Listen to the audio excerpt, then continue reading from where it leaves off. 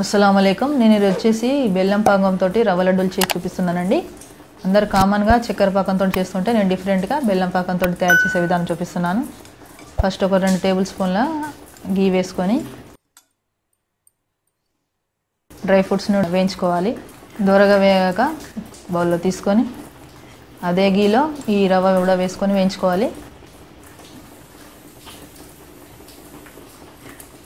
ఇది కూడా లైట్గా వేగాక బౌల్లో తీసుకుందాం.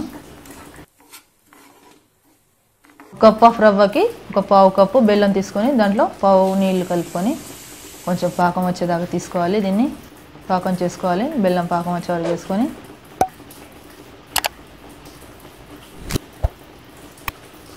సరిగా వచ్చిందో లేదో ఒకసారి చూసుకుందాం. పాకం వచ్చేసింది.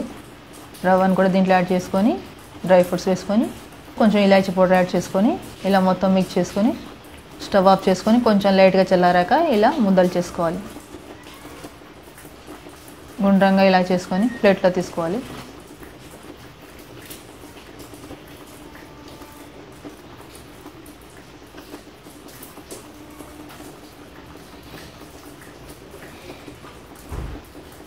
ఇలా అన్నీ చేసుకొని ప్లేట్లో వేసుకొని చల్లారాక ఒక బాక్స్లో తీసుకుని పెట్టుకుంటే ఇవి వారం రోజులైనా ఉంటాయి.